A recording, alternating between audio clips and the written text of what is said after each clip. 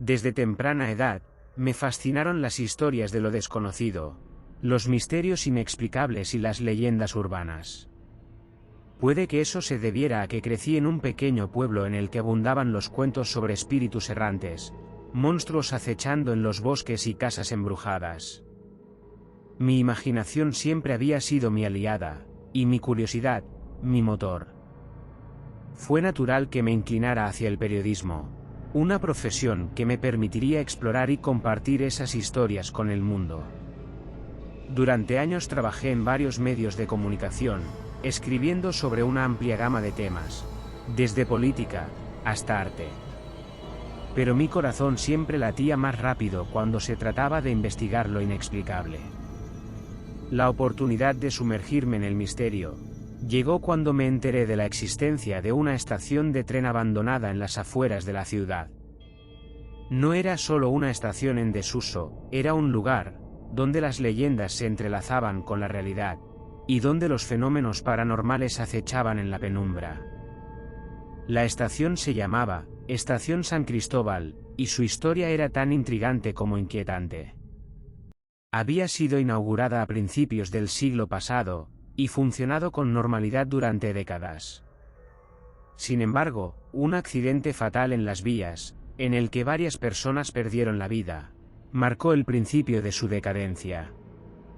El tráfico ferroviario se redujo gradualmente hasta que finalmente se cerró al público en los años 70.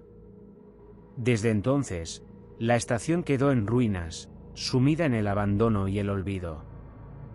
Lo que más me llamó la atención sobre la estación San Cristóbal fueron las historias que la rodeaban. Los lugareños decían que, durante la noche, se escuchaban murmullos y risas en el viento, como si los fantasmas de los pasajeros perdidos siguieran esperando su tren. Algunos afirmaban haber visto sombras moverse entre los escombros, mientras que otros hablaban de extrañas luces que parpadeaban en la oscuridad.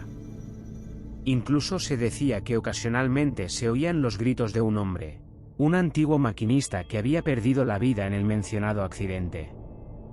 Mi obsesión por descubrir la verdad detrás de estas historias me llevó a investigar a fondo. Comencé a recopilar relatos de personas que habían visitado la estación en busca de lo paranormal. Sus testimonios eran variados y a menudo contradictorios, lo que solo aumentaba mi interés en el lugar. Pero no podía confiar en las palabras.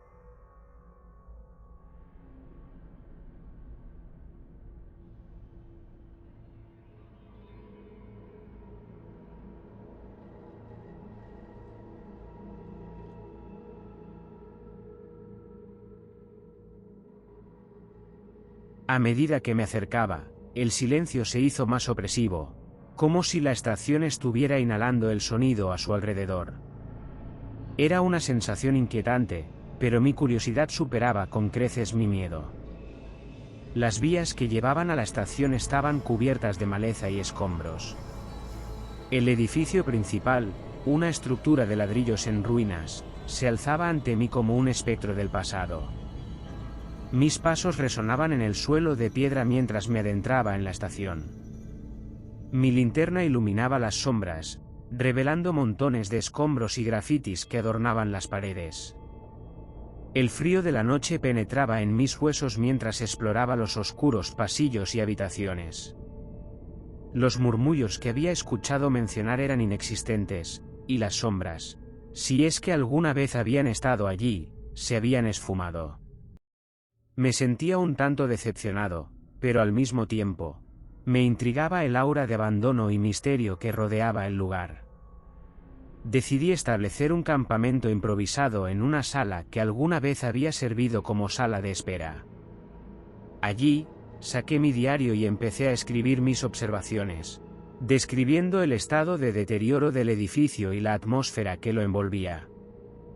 Mientras lo hacía, escuché un sonido lejano, como un suspiro apagado. Mi corazón comenzó a latir con fuerza mientras me di la vuelta, buscando la fuente del ruido. La linterna iluminó una figura tenue, una sombra que se movía en el pasillo cercano. Mi pulso se aceleró y mi garganta se secó mientras me levanté y me dirigí hacia ella.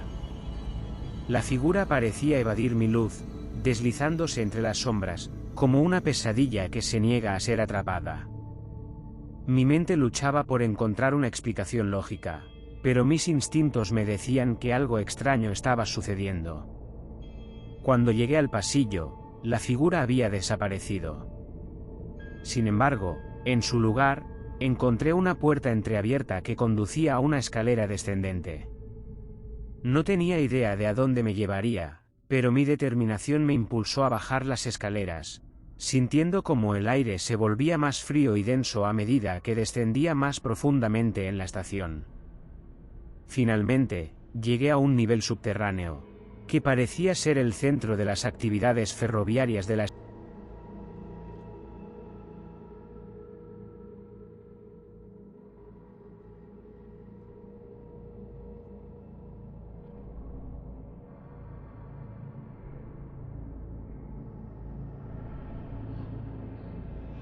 Mientras exploraba el nivel subterráneo, escuché un ruido distante, un sonido metálico que se arrastraba por las vías.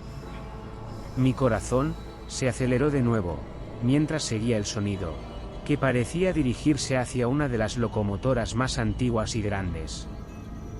La linterna iluminó la locomotora, y para mi asombro, vi que las ruedas comenzaban a girar lentamente, como si la máquina cobrara vida por sí sola.